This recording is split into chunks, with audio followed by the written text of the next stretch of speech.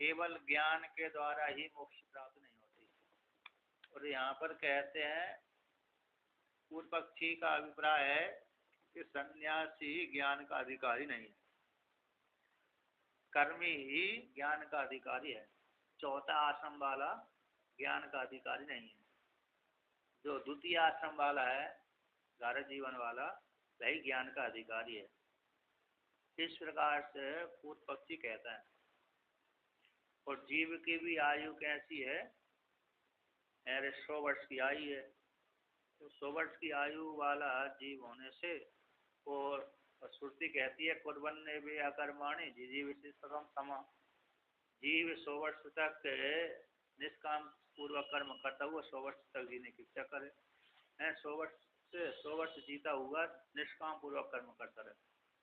तो निष्काम पूर्वक कर्म करेगा तो कर्म के बाद जब इससे आगे आयु है नहीं है तो संन्यास का अवसर ही नहीं आता।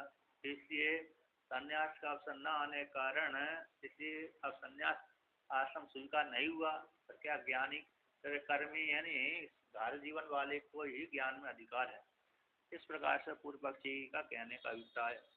और भी कहते हैं कि इसे आत्मवैधम अग्रयासित, तो यहाँ पर ब्रह्म विद्या का आरंभ किया। इससे पहले भी कर्मकांड का प्रतिपादन किया गया। वहाँ पर है जीवा कर्मकांड में भी सूर्य आत्मा ऐसा इंद्र से ब्रह्मा इत्यादि के द्वारा एकात्म भाव की प्राप्ति की गई है।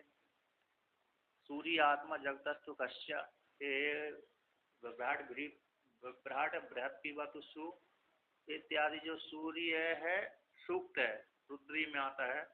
और सूर्य आत्मा जगतस्तु कश्य इत्यादि जो मंत्र आते हैं वह सूर्य भगवान को एक का बतलाया है। ये कर्म के प्रसंग में आया है।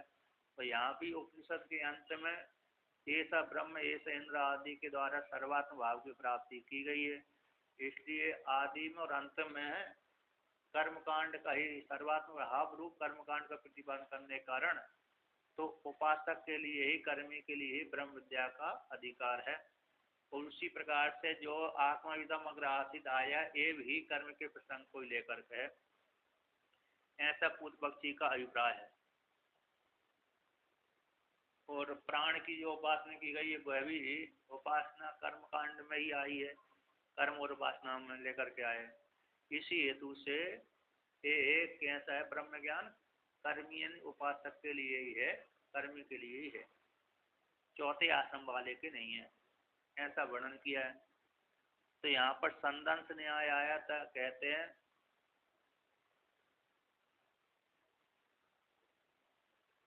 यच्चैस्तावर सर्वं तत् प्रज्ञा नेत्रम इति उपसंगरिष्यति इत्यादि वाक्य के द्वारा भी लास्ट में जो उपसंहार करेंगे वह भी कैसा है,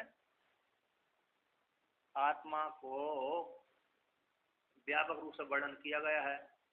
ये भी यहाँ पर कर्म कांड तो जी सभी में उपसंहार किया है। प्रज्ञा नेत्र में ब्रह्म चेतन में उपसंहार किया, सर्वात भाव की प्राप्त हुई है। इसी हेतु से कर्म का ही प्रसंग है, क्योंकि वह स्थावर जंगम जो भी है सब कुछ एक कर दिया। एक करने के पश्चात आत्मा का वहां पर कर्मी के लिए ही एक का वर्णन किया गया है। अब यहाँ पर कहते हैं तथाचा, तो तथाचा संदर्भ न्याय से कर्म संबंधी आत्मविषयक होने से ऐसे कहने वाले सर्वात्मक लिंग का कर्म में संबंधत्व के नियत को लेकर कहते हैं। यानी कर्म यहाँ से इस अध्याय से आत्मविदम अग्रासित इससे पहले भी अरे सूर्य आत्मा के द्वारा एक का प्रतिपादन किया गया है। और ऐसा ब्रह्म ऐसा इंद्र इत्यादि के द्वारा भी और तत्व प्रज्ञा स्थावरम स्थावर सर्वम तत्प्रज्ञा नेत्र इत्यादि के द्वारा एक का उपसंहार किया गया है। ऐसा ब्रह्म ऐसा इंद्र से लेकर के स्थावरम सर्वम तत्प्रज्ञा नेत्रम इत्यादि वाक्य के द्वारा उपसंहार किया गया है। तो यहाँ भी एक का प्रतिपादन किया गया है, इसलिए कर्मी का ही इसमें अधिकार है, ऐसा पूर्व पक्षी कहता है। तथाचा संहिता उपनिषदि यहीं से आरंभ होगा ना, तो कहता है तथाचा उसी प्रकार से संहिता उपनिषद में संहिता भाग में है ना, संहिता भाग में यानी इति अदर आर यहाँ पर संहिता उपनिषद है। तो इससे पहले के दूसरे में ये उपनिषद आया है तैतृय उपनिषद, इससे पहले अगर आरण्यकस्त इयम उपनिषद टीका में संदन सुक्ति के द्वारा, यहाँ पर संदन न्याय को लेकर कहते हैं कि आत्मा व इदम अग्र आसित ये श्रुति वाक्य इससे पहले के दूसरे उपनिषद में ऐसे आरण्यक में, इसमें संहिता संहिता यानी होता है, अरे व्यापक होता है संहिता, उसी का ब्राह्मण भाग है, ये भी ब्राह्मण ही में ही आया है ऐसे उपनिषद, किंतु एक ज्ञान वाला है, वो कर्मकांड उपासना वाला है। तो ऐसे संहिता वाले उपनिषद में तो क्या कहते हैं, वो ऋग्वेद अध्याय न ये अध्ययन करते हैं, एतम ही एवे बहु ऋचा महति युक्ते मीमांसते मीमांसन्ते इत्यादि न कर्म संबंधित मुक्त्वा सर्वेषु भूतेषु एतमेव ब्रह्म इति आचक्षते इति उपसंहरति, कहते वहां पर उपसंहार करते हैं। एतम इसी आत्मा को ही, एतम शब्द यहाँ पर प्रकृत आत्म तत्व ज्ञान को ही, एवं ही निश्चित रूप से, क्योंकि बहुऋचा बहुऋचा यहाँ पर ऋग्वेद अध्यायना का वाचक है।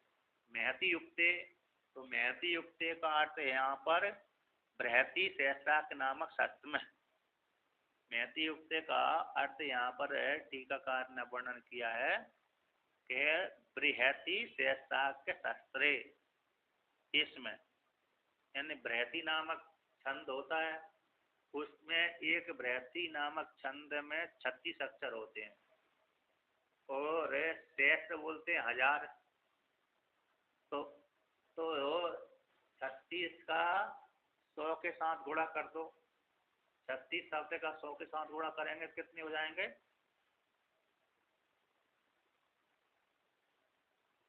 अच्छा 3600, अच्छा 36 का 1000 के साथ गुणा करेंगे तो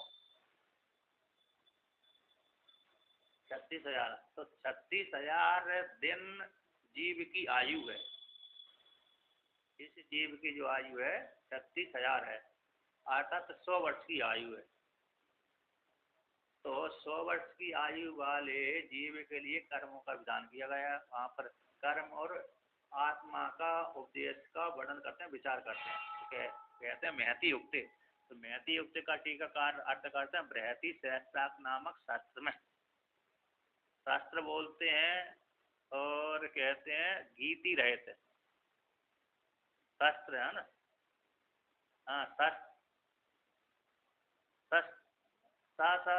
शास्त्र, तो ये शास्त्र शब्द अर्थ होता है, शास्त्र का अर्थ होता है यहाँ पर ऋग्वेद, ऋग्वेद यजुर्वेद सामवेद का लक्षण है, नियत पाद अवसान गीति रहते ऋक शास्त्र कहलाता है, और नियत पाद अवसान गीति युक्त साम कहलाता है, और अनियत पाद अवसान गीति रहते यजु कहलाता है। इस प्रकार से अथर्ववेद उसी में अंतर्भूत आ जाता है। ऐसा बहुऋचा वाले हो गए ऋग्वेद अध्याय ना, ऐसे ऋग्वेद अध्याय ने महति युक्ते बृहति सहस्राक नामक शास्त्र में एतम इस आत्म तत्व को मीमांसन्ते का अर्थ कर दिया विचारयंती, विचार करते हैं। ये श्रुति है ऐत्रेय आरण्यक की 3:2-3:12 का, हाँ तो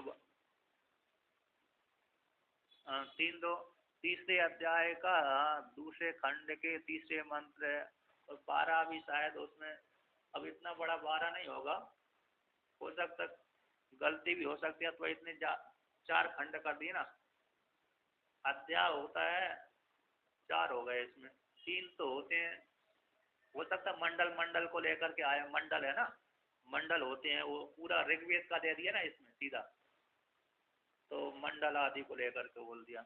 में से ऐत्रेय आरण्यक है तीसरे अध्याय का द्वितीय खंड का तीसरा श्रुति होगी, तीसरा मंत्र, और 12 भी हो सकता, जो मंडल जो भी होगा इत्यादि। तो यहाँ पर इस यहाँ से लेकर के कहते हैं कर्म संबंधित तत्व इस मंत्र के द्वारा, तो महति युक्ते, तो महति युक्त में एक कर्म बृहति सहस्त्राक्ष नामक शास्त्र कर्म है। तो इस कर्म में भी इस आत्म तत्व का विचार करते हैं कौन? कर्मकांडी, गृहस्थ। तो कर्मकांडी कौन होते हैं? गृहस्थ होते हैं, जिसने गुरुकुल अध्ययन करने के पश्चात दारा का संग्रह कर लिया, ऐसे व्यक्ति। क्योंकि दारा का जब तक संग्रह नहीं किया तब तक कर्म का अधिकार नहीं होता। यद्यपि कर्म का अधिकार होता लेकिन सीमित वाला होता है। यज्ञ आदि करना है तो दारा का संग्रह करना पड़ती है। तो ऐसे कर्म में संबंधित को कह करके कहते सर्वेषु भूतेषु एतम एव ब्रह्म इतिहासक्ष्यते। वहीं पर आगे वर्णन करते हैं 3:2-3 में, ये भी है ना, 3:2-3 ही है ना, ये इसमें भी 12 है। सर्वेषु भूतेषु एतमेव ब्रह्म इति आचक्षते, ऐत्रेय आरंभ 3:2-3। अच्छा संख्या नहीं दी। कहते हैं सर्वेषु भूतेषु संपूर्ण भूतों में एतमेव इसी आत्मा को ही ब्रह्म ऐसा आचक्षते। ऋग्वेद अध्याय न कथ्यंती, ऋग्वेद जो अध्याय है कहते हैं कथ्यते, ब्रूते कथ्यते। पहले तो एतमेव बहुऋचा महति युक्ते, ऐसे मीमांसा करते बहु ऋग्वेद अध्याय ना महति युक्त नामक सहस्रार्थ से बृहति सहस्त्र नामक शास्त्र में इस आत्म तत्व का विचार करते हैं। ऐसा कहने के पश्चात संपूर्ण भूतों में एतम इसी ब्रह्म को ही आचक्षते, आत्मा ब्रह्म एतम आत्मज्ञान को ब्रह्म ऐसा आचक्षते, अतः एतम इसी ब्रह्म को ही कहते हैं। संपूर्ण भूतों में ब्रह्म ही विद्यमान है, ऐसा ऋग्वेद अध्याय ना कथ्यते कहते हैं। ऐसा स्थिति उपसंहरती, वहां पर उपसंहार किया है ना, उपसंहरती उपसंहार किया है। तस्य तथा तस्यैव, उसी प्रकार से कहते हैं। यहाँ पर टीकाकार कहते हैं कि संहिता उपनिषद में प्रज्ञात्म ऐसे उक्त आत्मा का जो यज्ञ का फल है जानना चाहिए इत्यादि वाक्य के पर्यालोकन के द्वारा प्रज्ञात्मा ऐसे उक्त आत्मा का जो आत्मा जो यज्ञ का फल है उसको जानना चाहिए। संहिता उपनिषद में इत्यादि वाक्य पर्यालोचन करके कर्म संबंध की प्रतीति वाली इस आत्मा का प्रज्ञा आत्मा को कह करके कर्म संबंध का ज्ञान होने से उसी के ज्ञान का, उसी कर्म संबंध वाले ज्ञान का ही कर्म के साथ संबंधित है, उसी को लेकर कहते हैं। तथा तो जिस व्यक्ति ने महति युक्त नामक शास्त्र में है आत्मा का विचार किया है, उसी ऐसी साधक कर्मी का ही और संपूर्ण भूतों में जिसने ब्रह्म को वर्णन किया गया उसी आत्मा का ही कहते हैं। तथा उसी प्रकार से तस्एव, उसी आत्मा का ही, कर्मी का ही, यो अयम शरीर प्रज्ञात्मा, जो शरीर के भीतर प्रज्ञात्मा है, यो जो अयम है शरीर के भीतर जो प्रज्ञात्मा है सारी जीवात्मा है। इति उक्तस्या, ऐसे कही गई आत्मा का, उक्त आत्मा का यश्च असौ आदित्य एकमेव, जो आदित्य के भीतर है। यहाँ पर शरीर में यो अयम शरीर प्रज्ञात्मा, तो शरीर में वर्तमान तो दिया है किंतु शरीर के भीतर है ना, स्थूल शरीर के भीतर जो प्रज्ञात्मा है इसी उक्त कहे गए हुई आत्मा का। और यश्च असौ आदित्य, और आदित्य के भीतर, क्योंकि आदित्य सूर्य जो पिंड है ब्रह्म नहीं हो सकता, आत्मा नहीं हो सकता, तो पिंड के भीतर जो आत्मा आदित्य के भीतर कहते एक एव, एक ही है शरीर के भीतर, स्थूल शरीर के भीतर और आदित्य मंडल के भीतर जो एक ही है।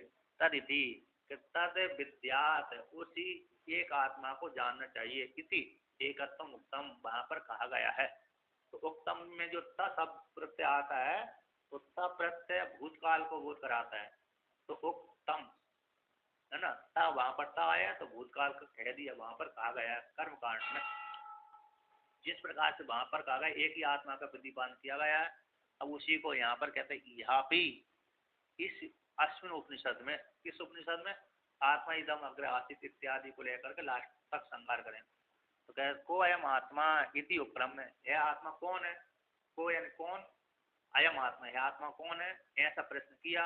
इति उपक्रम में, ऐसा उपक्रम करके प्रज्ञात्मत्वम, वे आत्मा प्रज्ञात्मत्व, तुम ही प्रज्ञात्मत्वम एव, प्रज्ञात्मा ही है, वे आत्मा कौन है, प्रज्ञात्मा है। इति प्रज्ञानम ब्रह्म है, प्रज्ञानम जो महावाक्य आ गया 3:1-3 का है, प्रज्ञानम ब्रह्म है। इति दर्शयति, दर्शिष्य दर्शयति, आगे दिखलाएंगे। इसी प्रसंग में 3 एक एक का है, कोयम आत्मा, वे आत्मा कौन है, ऐसा क्रम किया तो 3 एक का मंत्र है। तो ऐसा कहने के पश्चात प्रज्ञात्मक तो है, अर्थात प्रज्ञानम ब्रह्म, 3 एक 3 में जाकर के उपसंहार कर देंगे। वे आत्मा कौन है, तो प्रज्ञात्मक ब्रह्म है, ऐसा उपसंहार करेंगे इसी उपनिषद में। इसलिए प्रसंग किया, उपसंहार किया। तो कर्मकांड में भी श्री उसी कर्मी का ही बोध कराया है, तो यहाँ पर भी आत्मा के विषय में पूछा, वो आत्मा है तो जीवात्मा के विषय में पूछा था, तो कह देते हैं वो प्रज्ञात्मा ब्रह्म है। इस प्रकार से उपसंहार करेंगे तो जीवात्मा का ही बोध कराया, अतः जीवात्मा को ही ब्रह्म, मतलब जो जिसने पूछा था, कर्मी ने पूछा था, उसी को ही ब्रह्म रूप से प्रतिपादन किया है। इसलिए कर्म कांड का ही ये प्रसंग है, कर्म ही इसमें अधिकारी है। तस्मात् न अकर्म संबंधी आत्मज्ञानम, कहते इसी हेतु से जो कर्म के साथ संबंध न रखने वाला आत्मज्ञान यहाँ पर अधिकारी नहीं है, सन्यासी है ना, बल्कि कर्म के साथ संबंध होने वाला ही आत्मज्ञान है। कर्म उपासना के द्वारा आत्मज्ञान की प्राप्ति होती है, निर्विशेष उपनिषद के द्वारा आत्मज्ञान की प्राप्ति नहीं होती। अकर्मी, अकर्मी यहाँ पर सन्यासी हो गया, चौथे आश्रम वाला अकर्मी हो जाता क्योंकि उसने सबका त्याग कर दिया। ऐसे अकर्म संबंधी वाला आत्मज्ञान यहाँ पर नहीं, बल्कि कर्म के साथ संबंध होने वाला ही आत्मज्ञान है। अब कर्म ही अधिकारी है, द्वितीय आश्रम वाला ही इस ब्रह्म ज्ञान का अधिकारी है। अब यहाँ पर कहते हैं कि भाई कुछ पूर्व पक्षी ने ऐसा कह दिया कि कर्म कांड में भी उसी आत्मा का बोध कराया है, और यहाँ पर भी लास्ट में उपसंहार भी उसी आत्मा का ही बोध कराया है। तो एक बार में बोध करा दिया गया तो भाई हो जानते ही दोबारा के फिर उसी का उपनिषद क्यों आरंभ किया गया, तो ये तो पुनरुक्ति दोष हो रही है ना। एक ही प्रश्न को दोबारा बोलने से पुनरुक्ति दोष आता है। तो यहाँ पर शंकावादी सिद्धांत की आशंका को कहता है, अरे पहले कर्मकांड में है सूर्य आत्मा, ये सब सूर्य आत्मा और स्थावर जंगम सब कुछ आत्मा है, सूर्य ब्रह्म ही है, ऐसा बोल दिया। फिर ऐसा ब्रह्म ऐसा इंद्र आदि के द्वारा फिर उसी का ही बोध क्यों कराया गया है। यदि दोबारा उसी प्रसंग का बोध कराएंगे तो पुनरुक्ति दोष आएगी। तो पुनरुक्ति दोष आने से फिर ठीक नहीं है, कर्मकांडी व्यक्ति अधिकारी ठीक नहीं है कि कर्मकांडी ब्रह्म ज्ञान का अधिकारी है, एक ऐसा कहना ठीक है नहीं है। तो कहते हैं एक ही यदि विद्या का दोबारा का बोध कराया जाता है, दोबारा प्रश्न किया जाता है तो पुनरुक्ति दोष आता है। उसी को लेकर के यहाँ पर कहते हैं एक बात को दो बार पूछने से पुनरुक्ति दोष होती है। जब पुनरुक्ति अनर्थकमिति चेत, पुनरुक्ति हो जाने से अनर्थक की प्राप्ति हो जाएगी, क्योंकि आपने पहले कर्मकांड में भी सब कुछ आत्मा ही है, सूर्य आत्मा के द्वारा प्रतिपादन कर दिया, आत्मज्ञान का प्रतिपादन कर दिया। फिर इसके पश्चात यहाँ पर भी ऐसे आरण्य के अनुसार, उपनिषद के अनुसार भी लास्ट में ऐसा ब्रह्म ऐसा इंद्र है, प्रज्ञान ब्रह्म इत्यादि के द्वारा भी उपसंहार करेंगे आप वयम आत्मा आदि को लेकर के, तो वही ब्रह्म ज्ञान को उपसंहार करेंगे। पूछा भी है तो एक ही प्रश्न दो बार हो गया, जब दो बार हो गया तो पुनरुक्ति दोष हो रही, और पुनरुक्ति दोष होना ही कैसा होता है, दोष का हेतु होती है। विद्या में विगुणता आती है, विद्या में विगुणता यानी कमी आ जाती है, अनर्थ हो जाता है, अनर्थक की प्राप्ति हो जाती है। इति चेत ऐसा कहो तो पुनरुक्त्या अनर्थक्यम इति चेत के पंक्ति संक्षेप संग्रह भाष्य है। अब उसी का विवरण भाष्य करते हैं। कहते प्राणो बा हम अस्मि ऋषि, प्राणो भाई हम अस्मि ऋषि, हे ऋषि निश्चित रूप से कैसा में हम प्राणो, जैसे अरे उसी चाकरण ने काहुल आदि से पूछा होगा कौन हो तुम, वो प्राणात्मा। इस जो यज्ञ कर रहे हैं आप, जैसे छांदोग्योपनिषद में आता है, तो छांदोग्योपनिषद में आता है, अरे तुम जिस यज्ञ को कर रहे हो उसमें यदि तुमने देवता को नहीं जाना, बिना देवता के ज्ञान करते ही यदि कर्म कांड करोगे, यज्ञ करोगे तो तुम्हारा सर फट जाएगा इत्यादि को लेकर के वहां पर कहोल ने पूछा था, उषति चाकरण ने पूछा था। तो फिर वहां पर उन लोगों ने नहीं बतलाया कि कौन इस कर्मकांड में ये है, तो पर बाद में बताया कि इस कर्मकांड का उपास इस यज्ञ का मुख्य जो देवता है प्राण है। इसी प्रकार से यहाँ पर प्राणो बा हम अस्मिति ऋषि, हे ऋषि जो प्राण कौन हुआ, मैं हूँ, है ना। ये प्राण कैसा हूँ, मैं हूँ।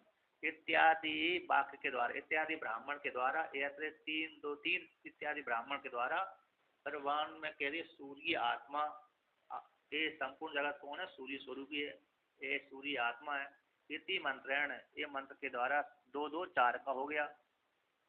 तो निर्धारित आत्मना, निर्धारित आत्मा का, फिर इसके पश्चात आगे बोल दिया आत्मा वै इदम, सब कुछ आत्मा ही है। इत्यादि ब्राह्मण, इत्यादि ब्राह्मण के द्वारा प्रतिपादन किया गया है। इस वाक्य में तीन, ये तीन है ना, तीन का है शायद, पहले अध्याय का ये इसमें, और आरण्य के क्रम से तीन का आएगा, कैसा आएगा। तो यहाँ पर कहते हैं इत्यादि, इसी आत्मविदम अग्रे में ही इस जो प्रथम मंत्र है, कहते हैं इत्यादि ब्राह्मणन कोयम आत्मा, फिर आगे वर्णन करेंगे ये आत्मा कौन है। हमारे आगे के प्रसंग में तीन एक एक में ही आगे आएगा कौन, कोयम आत्मा। इति प्रश्न पूर्वक पुनर्निर्धारणम पुनरुक्तम अनर्थक्यमिति चेत, तो पुनरुक्ति हो जाएगी, दोष हो जाएगा। तो यहाँ पर देखिए शंका कैसी बन रही है, तो पुनरुक्ति होने से अनर्थक हो जाएगा। इति चेत, ऐसा कहो तो एक प्रश्न बना, प्राणो व्ययी हम अस्मि ऋषि, हे ऋषि में निश्चित रूप से प्राणो, तो एक हो गया। फिर सूर्य आत्मा, ये सबको सूर्य ही आत्मा स्वरूप ब्रह्म है, व्यापक सूर्य हो गया, तो आत्मा दूर हो गया, तो एक हो गया। फिर इसके पश्चात यहीं पर इस प्रसंग में ही आएगा, ये आरण्य के क्रम से पहले निर्धारण हो गया। कहाँ पर, कर्मकांड में आत्मा इदम अग्रासीर मंत्र से पहले के जो कर्मकांड में इन दो ऋचाओं के द्वारा निर्धारित कर दिया। प्राणो वही हम अस्मि ऋषि एक वाक्य के द्वारा, और सूर्य आत्मा ये द्वितीय वाक्य के द्वारा पहले निश्चित हो गया। अब इसके पश्चात इसी उपनिषद में आत्मा व इदम इत्यादि के द्वारा तीसरा नंबर हो गया, और कोयम आत्मा चौथा हो गया। तो यहाँ पर भी पहले ही हुई प्रश्न के निर्धारण का पुनः दोबारा का पूछा गया है, निर्धारण किया गया, तो दोबारा निर्धारण करने से पुनरुक्ति दोष हो रहा है। जब पहले से निश्चय हो गया आत्मा के विषय में, वह दोबारा फिर पूछने की श्रुति की क्या आवश्यकता थी। यदि दोबारा पूछा है तो पुनरुक्ति दोष हो रहा, और पुनरुक्ति दोष कैसे अनर्थ के लिए होती है।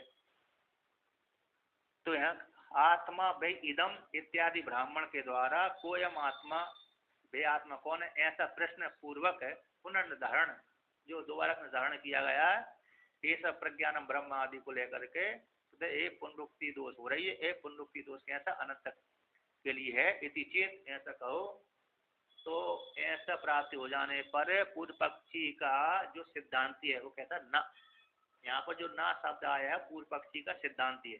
जो प्रश्न किया किसने, अरे सिद्धांति ने प्रश्न किया था, अथवा पूर्व पक्षी का भी जो पूर्व पक्षी है, पूर्व पक्षी का एक देशी आदि है, कैसा, पूर्व पक्षी का जो एक देशी है उसी ने प्रश्न किया। तो सिद्धांति की ये शंका थी, किंतु पूर्व पक्षी रूप जो सिद्धांति उसका एक देशी, उसने प्रश्न कर दिया सिद्धांति के रूप में, मतलब इसने वेदांत जो सिद्धांति के रूप में। तो पूर्व पक्षी जो सिद्धांति वो कहता ना, ऐसी बात नहीं है, ठीक है ना।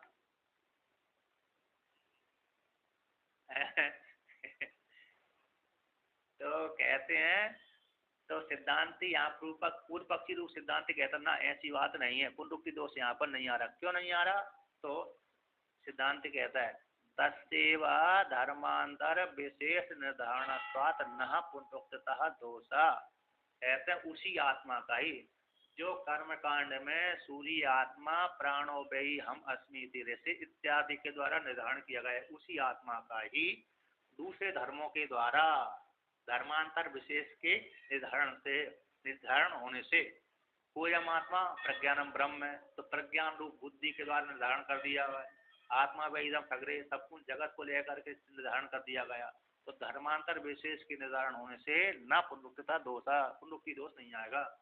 क्योंकि सिद्धांति कभी कभी कहता है कि आत्मा बड़ी सूक्ष्म है, तो बड़ी सूक्ष्म होने कारण है उसको बार बार अलग अलग विशेषणों से बतलाई जाती है, इसी हेतु से भी पुनरुक्ति दोष नहीं आता। तो यहाँ पर भी पूर्व पक्षी अपने सिद्धांत पर अड़े होकर कहता है कि धर्मांतरों के विशेष के निर्धारण से उसमें पुनरुक्ति दोष नहीं आ रहा, इसलिए कोई बात नहीं है, हम में पुनरुक्ति दोष नहीं आता, हम में पुनरुक्ति दोष नहीं है। तो यहाँ पर पुनः पूर्व पक्षी के सिद्धांत से पूछा कस्य कथम किस प्रकार से पुनरुक्ति दोष नहीं आता। अब उसी का और विवरण कर रहे हैं, प्रश्न पूर्वक विवरण करते हैं। तो तस्य ये संक्षेप संग्रह भाष हो गया, अब विवरण भाष कहते हैं। तो कथम किस प्रकार से पुनरुक्ति दोष नहीं आ रहा, तो इसी हेतु से नहीं आ रहा।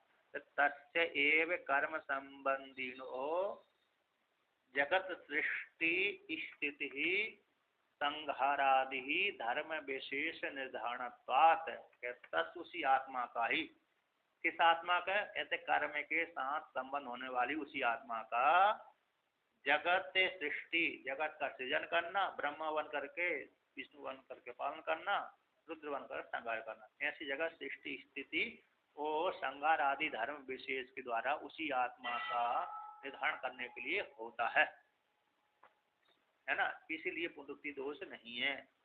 प्राणो वा हम अस्मि तीरे से और प्रज्ञानम ब्रह्म, अयम आत्मा ब्रह्म, आत्मा वही दमग्रे सूर्य आत्मा इत्यादि को लेकर के उत्पत्ति स्थिति संहार आदि धर्म विशेष के द्वारा निर्धारण करने के लिए होने से पुनरुक्ति दोष नहीं आ रहा।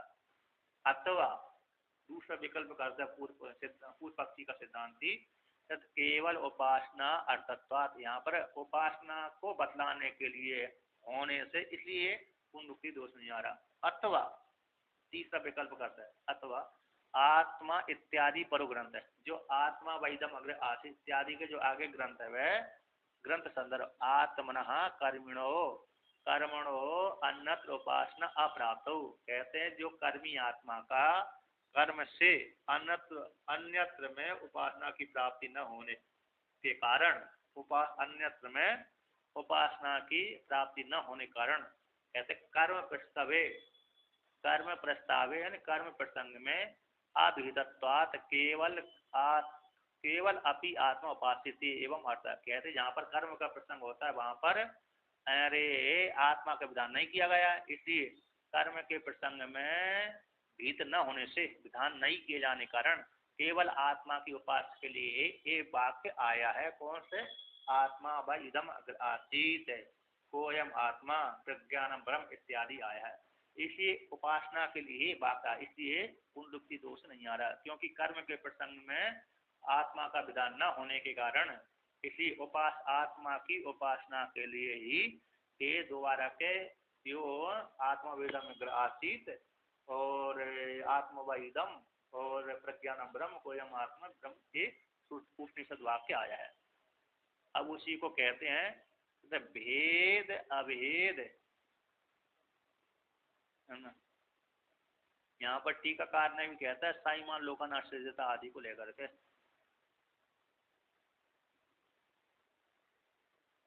हाँ कहते हैं भेद अभेद उपास्यत्वात् एक एव आत्मा कर्म विषय भेद दृष्टि भाग सा एव अकर्म काले अभेदेन उपास्य इति एवं अपुनरुक्तता।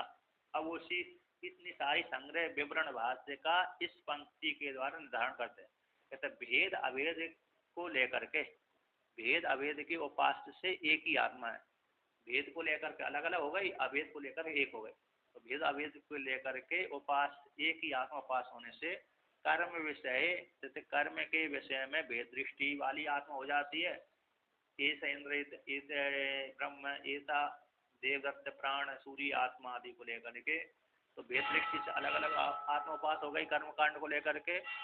एव वही आत्मा अकर्म काले सब कुछ ब्रह्म ही है, सब कुछ सूर्य ही है, सब कुछ प्राण है, तो अकर्म काल में अवैध दृष्टि के द्वारा, अवैध दृष्टि से वह एक ही आत्मा उपास हो जाता है, इसलिए तो एक कर्म कांड के द्वारा तो भेद रूप से हो जाती है, और उपासना का अभेद दृष्टि से, भेद दृष्टि से अलग अलग पृथक पृथक उपासना होती है, उपास होती है, और अभेद दृष्टि से एक ही आत्मा उपास होती है, इसी हेतु से पुनरुक्तता दोष नहीं आती अंतया रूप से। तो अभेद दृष्टि से यहाँ पर अहंकार रूप से, अंतया रूप से उपास एक ही आत्मा उपास है, इसलिए पुनरुक्ति दोष है हम में नहीं आती। और भी कहते हैं, है ना, इत्यादि के द्वारा पुनरुक्ति दोष पूर्व पक्षी में नहीं आ रही। अब आगे उसी को लेकर के कहते हैं यहाँ पर, यदि ऐसा नहीं मानते, कर्मकांड के विषय में नहीं मानते, श्रुति को नहीं मानते, तो इसमें और भी दोष आ रहे हैं। कहाँ दोष कहते, आत्मवेदम इत्यादि षट का ऋग्वेद का स्वपक्ष में अर्थवत्व कह करके है, उसी कर्म के त्याग से, उसी आत्मा का कर्म के त्याग से आत्मा के आत्मज्ञानार्थ पक्ष में बहुत श्रुति विरोध। यदि कर्म का त्याग करते हैं, आत्मा के बोध कराने के लिए कर्म का त्याग करेंगे तो बहुत विरोध होगा। क्यों विरोध होगा? कि श्रुति कहती है कर्म का त्याग किए बिना ही आत्मा को जानना चाहिए। उसको लेकर कहते हैं, विद्याम च यस्तद वेदो भयम सह अविद्या मृत्युम तीर्थवा विद्या मृत्युमश्नुते इति उपनिषद श्रुति है। और कहते हैं, कुर्वन्ने वेह कर्माणि जीजी विशिषित सतम समः इति बासई बाधिनाम, कहते हैं बासने ही शाखा वाले ऐसा पाठ करते हैं। कहते विद्याम चा विद्या, विद्या हो गई उपासना, अविद्या हो कर्मकांड, इन दोनों को जो साधक तद वेदा उभयम सा, साथ साथ वेद साथ साथ उपासना करता है। कर्म समुचित उपासना से जो आत्म तत्व को जानता है, कहते हैं अविद्या मृत्यु तीर्था, अविद्या के द्वारा मृत्यु को पार करके। तो मृत्यु शब्द किसका है? जो कलंज न भक्षेत सुराम न पिबेत इत्यादि, सुरा है, कलंज है, अशास्त्रीय ज्ञान है, काम क्रोध लोभ मोह आदि जो मृत्यु है, ऐसे मृत्यु को अविद्या रूप कर्मकांड के द्वारा जीत करके पार होकर के विद्या अमृतमश्नुते, उपास देवता ज्ञान के द्वारा अमृत की प्राप्ति हो जाती है। इत्यादि कर्म और उपासना का, कर्म और विद्या का यहाँ पर दोनों का साथ साथ वर्णन किया गया है। अशास्त्रीय ज्ञान जैसे सुरापान कर लेना, मांस खा लेना और काम तो लोभ मोह आदि से युक्त हो जाना, वेद के विरुद्ध आचरण करना, ये मृत्यु के वाचक होते हैं। तो इनसे छुटकारा हो जाता है कर्मकांड के द्वारा, शास्त्रीय कर्मकांड के द्वारा। ऐसे बिना कर्मकांड, बिना शास्त्रीय ज्ञान के ऐसे ऐसे किसी को दान दे दिया, कुछ कर दिया अशास्त्रीय, तो ऐसे मृत्यु को पार करके अविद्या कर्म के द्वारा और विद्या उपासना के द्वारा अमृत की प्राप्ति हो जाती है। और श्रुति कहती दूसरी, कहते पूर्वन्य वे कर्माणि यदि विशिष्टतम समा, जीव यहाँ पर शरीर में रहते रहते, इस शरीर में रहते रहते कर्म करता हुआ, है ना, कर्मों को करता हुआ, निष्काम पूर्वक कर्म करता हुआ 100 वर्ष तक जीने की इच्छा करे, ऐसा वासनीय अध्याय वासनीय वाले पाठ करते हैं। इसलिए अब जो 100 वर्ष तक आयु है, 100 वर्ष तक जीने की इच्छा कर, कर्म करता हुआ साधक है, कर्म करता हुआ कर्मी 100 वर्ष तक जीने क्या करे, जीने की इच्छा करे। अब 100 वर्ष तक जीने की इच्छा करेगा तो 100 वर्ष तक वो कर्म ही करेगा। 100 वर्ष तक कर्म करता हुआ जीने की इच्छा करे तो निष्काम पूर्वक कर्म करेगा। अब 100 वर्ष के पश्चात आयु आगे होती नहीं है, 200 साल 1000 साल तो होती नहीं है ना, तो संन्यास कब लेगा? तो यहाँ पर कहते हैं ननु, यहाँ पर कहते हैं कुर्वन्य विहा कर्माणि इत्यादि मंत्र में तो 100 वर्ष की आयु का ही कर्म का नियत निर्धारण किया गया, 100 वर्ष तक कर्म करता रहे और इसके अंतर संन्यास से ले लेना चाहिए। इसके आगे 100 वर्ष तक कर्म करना चाहिए पर आगे संन्यास ले लेना चाहिए। तो संन्यास कैसे लेंगे? तो 100 वर्ष तो आयु होती नहीं है आगे। न चा वर्ष शताब्द परम आयुर मर्त्यानाम, मर्त्यों की जो आयु है 100 वर्ष से आगे होती ही नहीं है। कैसी 100 वर्ष से आगे? कहते श्रुति कहती है सत आयुर वही पुरुषा, जो पुरुष है 100 वर्ष की आयु वाला है इस श्रुति से। तो आगे इसलिए वर्ष शताब्द से आगे परम आयु से और आगे नहीं होती। जीव की आयु कितनी है? परम आयु है 100 वर्ष की। मर्त्याना में मनुष्यों की जो आयु परम आयु है 100 वर्ष की है, इससे आगे नहीं होती। और श्रुति ने जब विधान किया गया कि कुर्वन्य विहा कर्माणि जीजी विशेष शतम समय संवत्सर, वो संवत्सर कितनी? 100 संवत्सर तक जीने की इच्छा करे, कैसा कर्म करता हुआ। तो कर्म करता हुआ करे, तो यहाँ पर 100 वर्ष के बाद संन्यास लेगा, तो संन्यास 100 वर्ष के बाद लेगा, तो 100 वर्ष से तो आगे आयु होती नहीं है। जब आयु होती नहीं है तो संन्यास आश्रम में स्वीकार नहीं होता, अधिकारी नहीं है, तो कहते तो सन्यासी आत्मज्ञान का अधिकारी है, ये कहना सिद्धांति का वेदांति को ठीक है नहीं है। क्योंकि कर्म तो संन्यास का अधिकारी मतलब ज्ञान का अधिकारी कौन है? कहते अरे द्वितीय आश्रम वाला ही अधिकारी है, सन्यासी मतलब घर जीवन वाला।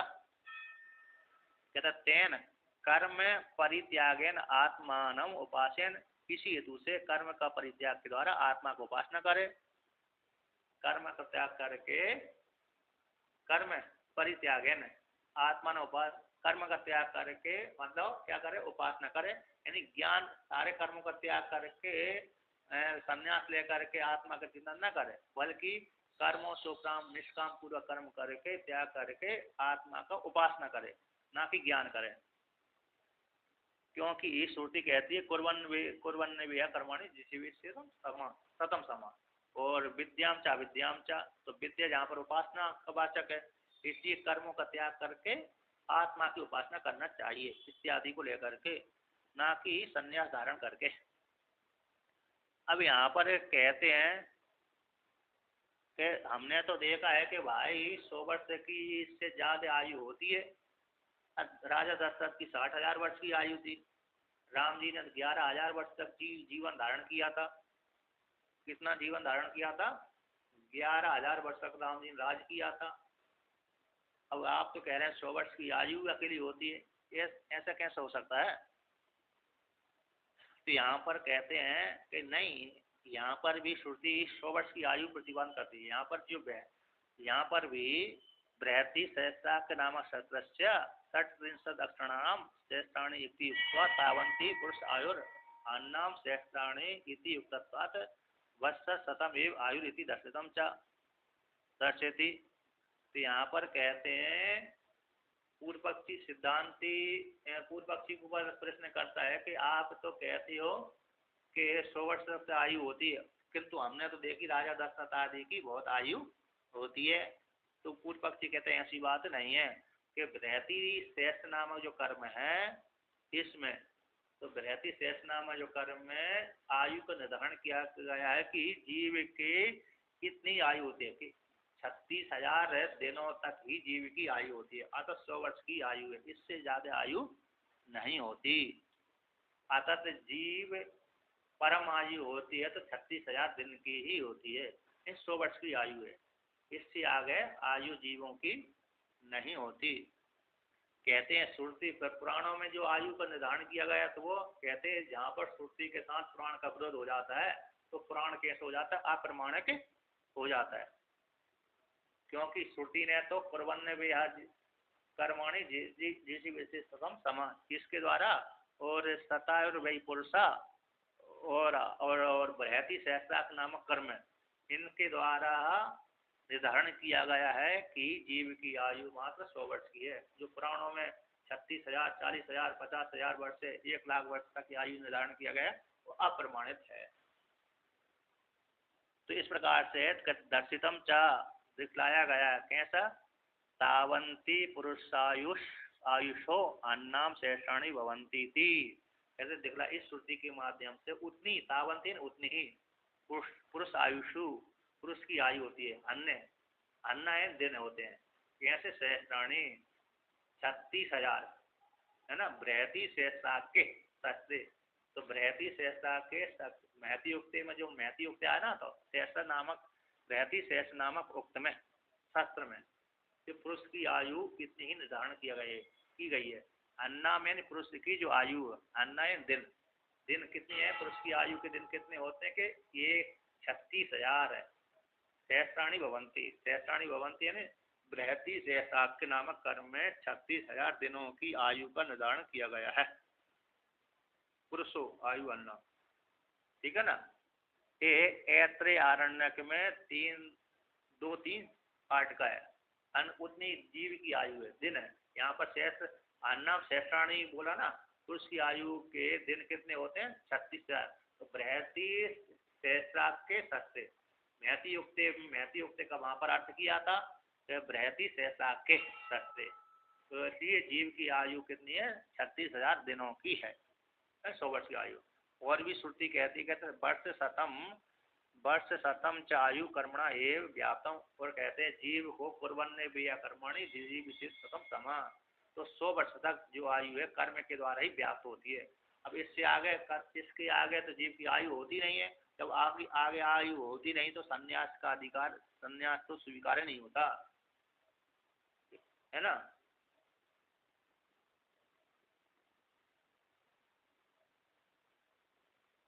तो यहाँ पर कहते हैं, ये पूर्व पक्षी यहाँ पर सिद्धांति पूर्व पक्षी प्रश्न करता है, यदि जीव की आयु 100 वर्ष की है, 100 वर्ष से अधिक नहीं है, तो उसके बीच में संन्यास ले लेना चाहिए। जीव की आयु कितनी है? 100 वर्ष की है, और 100 वर्ष से अधिक जीव की आयु होती नहीं है, तो बीच में 50 वर्ष के हो गए तो संन्यास ले लेना चाहिए, है कि नहीं। अथवा 25 वर्ष के हो जाए तब संन्यास, घर जीवन होने के बाद संन्यास लिया जाता है। तो 50 वर्ष के हो गए तो संन्यास लेना चाहिए। ठाकुर साहब को तो ले लेना चाहिए, है कि नहीं। तो सुन रहा है कि नहीं सुन रहा। तो यहाँ पर पूर्व पक्षी का प्रश्न है कि 100 वर्ष की आयु नहीं, 100 वर्ष से अधिक आयु न होने कारण तो बीच में संन्यास ले लेना चाहिए। तो सिद्धांत कहता है, पूर्व पक्षी रूप सिद्धांत कहता है ना, वर्ष शतम आयु कर्मणा ही व्याप्त हूँ। 100 वर्ष की जो आयु है कर्मों के द्वारा ही व्याप्त होती है। दर्शितम, और आगे दिखलाया गया है, उसमें प्रमाण देती है। तो क्या प्रमाण है? मंत्रम चा पूर्वन ने भी है कर्माणी, जीव कर्म करता हुआ 100 वर्ष तक जीने की इच्छा करे, कर्म करता हुआ 100 वर्ष तक कर्म निष्काम पूर्वक कर्म करता हुआ 100 वर्ष तक जीने की इच्छा करे।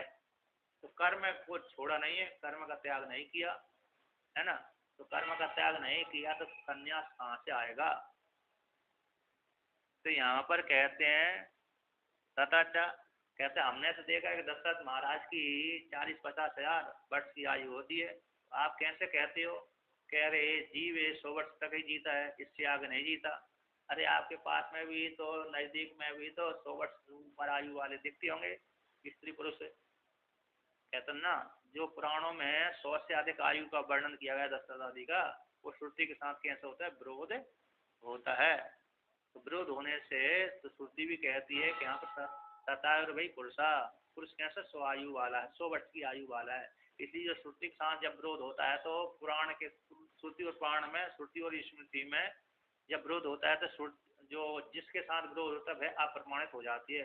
क्योंकि श्रुति किसी के साथ, श्रुति का जिसके साथ विरोध होगा तो वह श्रुति से इतर वाले स्मृति और पुराण कैसे हो जाते हैं? अप्रमाणित हो जाते हैं। इसलिए तो श्रुति की ही बात मानी जाती, ना कि स्मृति पुराणों की। इसलिए जो पुराणों में दशरथ आदि का आयु का निर्धारण किया गया वह अप्रमाणित है। तथा यावत जीवम अग्निहोत्रम ज्योति यावत जीवम दर्श पूर्णमासाभ्याम यजेता इत्यादि। जब तक जियो तब तक अग्निहोत्रादि कर्म करते रहना चाहिए। जब तक जीव जीता है तब तक दर्श पूर्णमास के द्वारा यजन करे इत्यादि के द्वारा। अब संन्यास का तो वर्णन ही नहीं आया। संन्यास का वर्णन जब आया ही नहीं, जब तक जीव, और जितने भी कहते यदि मान भी लिया 100 वर्ष की आयु, 100 वर्ष से अधिक आयु भी मान ली भी जाए, तब भी श्रुति कहती है जब तक जियो तब तक अग्निहोत्रादि कर्म करते रहो। और जब तक जीव शरीर में प्राण है तब तक व्यक्ति को 10 पूर्णमास कर्मों के द्वारा कर्म करना चाहिए। 10 पूर्णमासों के द्वारा जीवों को दर्श यानी अमावस्या, दर्श माने अमावस्या, पूर्णिमा यानी पूर्णिमा। तो पूर्णिमा संबंधी कर्म है, अमावस्या संबंधी कर्म है। तो 3 देवता अरे दर्श में पूजे जाते हैं, 3 देवता अमावस्या में, तो 2 देवता अमावस्या में पूजे जाते हैं, 2 देवता पूर्णिमा में पूजे जाते हैं। तो दर्श को लेकर अग्नि देवता, वरुण देवता, चंद्रमा देवता, सूर्य देवता एक कोटि में आ गए। फिर उसी में वायु देवता, चंद्रमा, अग्नि, वरुण आदि एक कर्म होते हैं, 10 पूर्णमास कर्म होते हैं। तो एक पक्ष में इसके लिए किए जाते हैं, एक पक्ष में इसके लिए किए जाते हैं। तो जब यावत जीवम, जब तक जीव धारण करता है, प्राण धारण करता है, तब तक 10 पूर्णमासाभ्याम अजेता, 10 पूर्णमास कर्म के द्वारा यजन करना चाहिए। तो 10 पूर्ण मास के द्वारा यजन करना चाहिए, है कि नहीं। तो अब उसको समय नहीं प्राप्त हुआ तो संन्यास लेने का समय ही नहीं मिला, तो संन्यास बीच में कहाँ लेगा। और श्रुति भी, और दूसरी श्रुति ये कहती है, क्या कहती है इत्यादि, तम यज्ञ पात्र दहंती थी, कहते जब मर जाए कर्म करता हुआ जीव, कर्मी जब मर जाए तो उसके पुत्र आदि क्या करें, पुत्र पौत्र आदि के तम उस कर्मी को यज्ञ पात्र दहंती, यज्ञ पात्रों के साथ जला दें।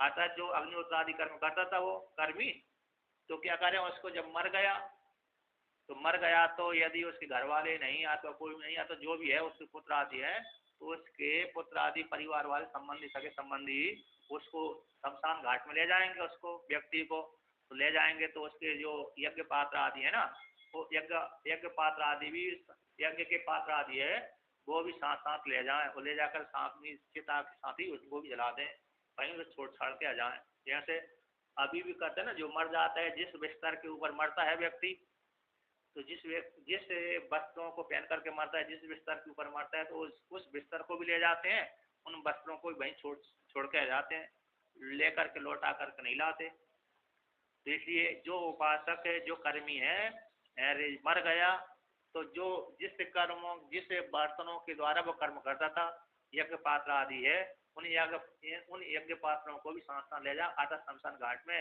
ले जाए, जला दें, उसी साथ रख दें, तो जल जाएंगे, भस्म हो जाएंगे इत्यादि। और दूसरी श्रुति भी कहती है,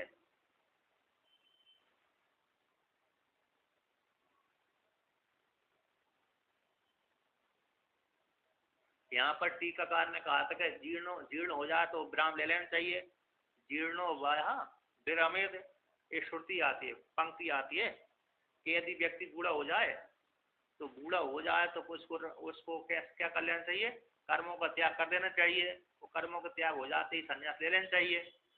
तो श्रुति यहाँ पर कहती है ना, उस जो मर गया व्यक्ति है, बूढ़ा व्यक्ति है, जब मर गया तो इसको साथ साथ ही यज्ञ पात्रों को जला दे, ले जाए, किसी संन्यास का अवसर ही नहीं आता।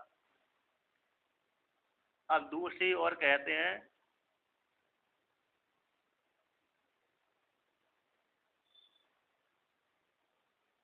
एक यहाँ पर एक और कहते हैं कि संन्यास गारस जीवन होगा तो कर्मकांड करेगा, क्या करेगा, गारस जीवन होगा तो कर्मकांड ही बनेगा।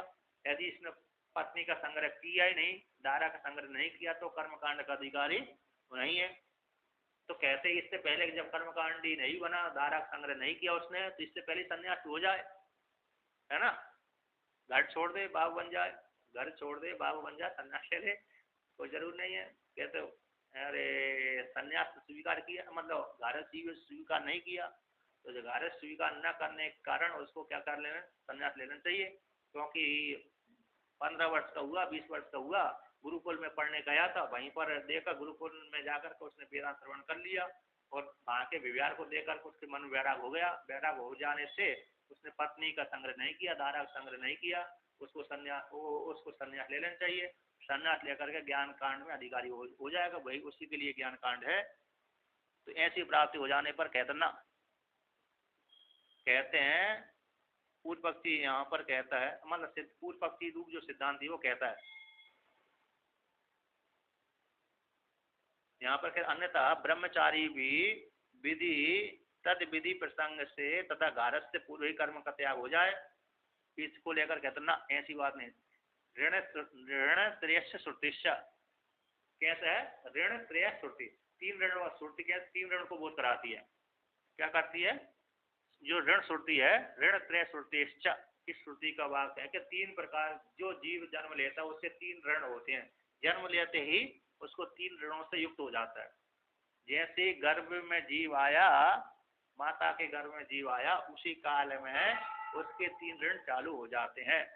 कहते जाय मानो भाई ब्राह्मणों त्रिभिर ऋणवान जायते, जो उत्पन्न होता है ब्राह्मण तीन ऋणों से युक्त हो जाता है। तो तीन ऋण कौन होते हैं, पितृण, देवऋण, ऋषि ऋण, ये तीन ऋणों से युक्त हो जाता है। ऋणानी, तो यहाँ पर कहते जाय मानो वही ब्राह्मण त्रिभिर ऋणवान जायते, ब्रह्मचर्य ऋषिभ्यो यज्ञ देवेभ्य और प्रजा प्रजा पितृभ्य इति युक्ता, ऐसा कहा गया कि उत्पन्न होने वाला जो ब्राह्मण 3 ऋणों से मुक्त होता है वो ब्रह्मचर्य के द्वारा तो ऋषि ऋण से मुक्त होता है, और यज्ञ के द्वारा यज्ञ करके जैसे ब्रह्मचर्य पूर्वक वेद का अध्ययन करेगा तो ऋषि ऋण से मुक्त हो जाएगा। फिर अरे प्रजा की उत्पत्ति करेगा, दारा का संग्रह करेगा, तो दारा का संग्रह करने से पितृऋण से ऋण हो जाता है। इसके पश्चात जब दारा का संग्रह करेगा उसी काल में देवता की पूजा करेगा तो यज्ञ करेगा, यज्ञ करने के पश्चात देव ऋण से ऋण हो जाता है।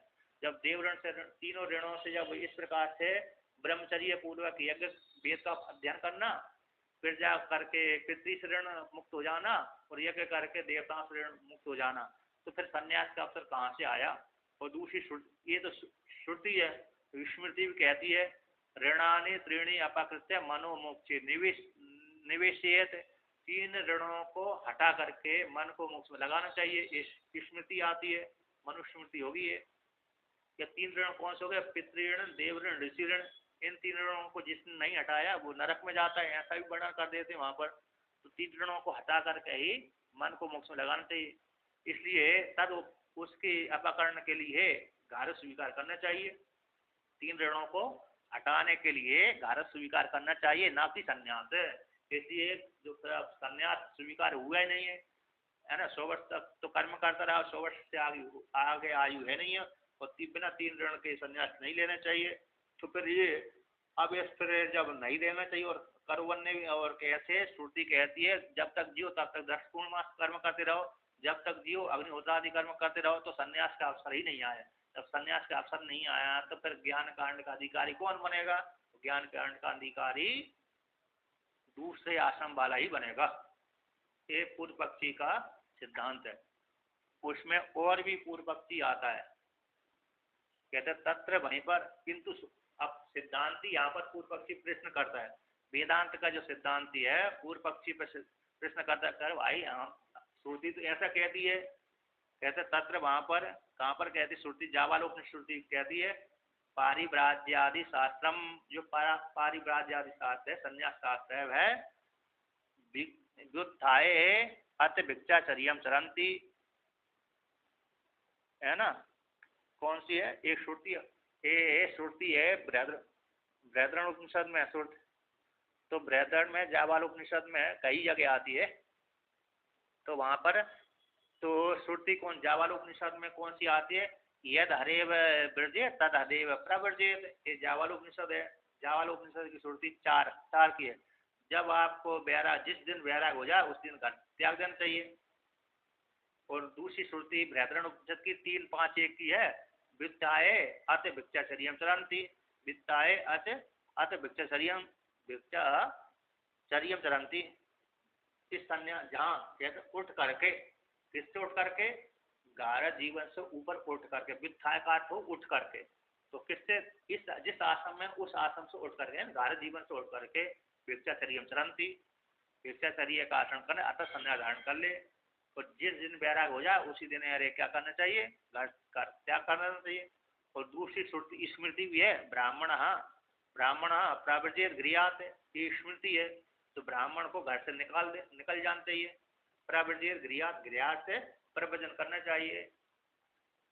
तो आता संन्यास धारण कर लेना चाहिए, घर में नहीं बैठे रहना चाहिए, है ना, अर्थात त्याग देना चाहिए।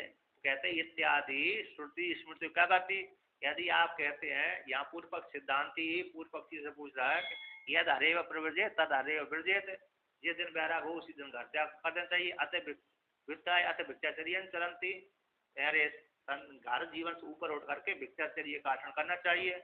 और ब्राह्मण प्रव्रजित गृहात, और ब्राह्मण को घर से निकल जाना चाहिए, परिवर्जन करना चाहिए। इत्यादि जो श्रुति स्मृति हैं उनकी क्या गति होगी, जब आपने तो कह दिया कर्मी ही ज्ञान का अधिकारी होता है, सन्यासी अधिकारी नहीं है, क्योंकि सन्यास आश्रम ही नहीं है, तो ये श्रुति तो कैसे हो जाएंगी, व्यर्थ हो जाएंगी। किसी चेत ऐसा कहो तत्र कहता पारिव्राज्य आदि शास्त्रम, जो पारिव्राज्य आदि शास्त्र है, वृत्ताय अथ भिक्षाचर्यम चरंती इत्यादि आत्मज्ञान स्थिति परो और अर्थवादो अनधिकृतार्थो वा, कहते जो इत्यादि शास्त्र है अत विद्याए अत भिक्षाचर्यम चरंती जो शास्त्र है बृहद्रन उपनिषद की श्रुति है। यहाँ पर बृहद्रन उपनिषद की श्रुति आती है पूरी कैसी है। कहोल अरे कुशी तक आपत्यम कौशिक। कहोल ने याज्ञवल्क्य से पूछा कत्मो याज्ञवल्क्य सर्वांतरो, ये कौन है, ये याज्ञवल्क्य कौन है, सर्वांतर है। यो अस्नादि पिपास से रहित है, यो अस्ना पिपासे शोकम मोहन जरा मृत्यु अतिथि, जो अस्ना पिपासा और शोक मोह आदि जरा से अतिक्रमण कर जाता है, वह कौन है सभी के भीतर।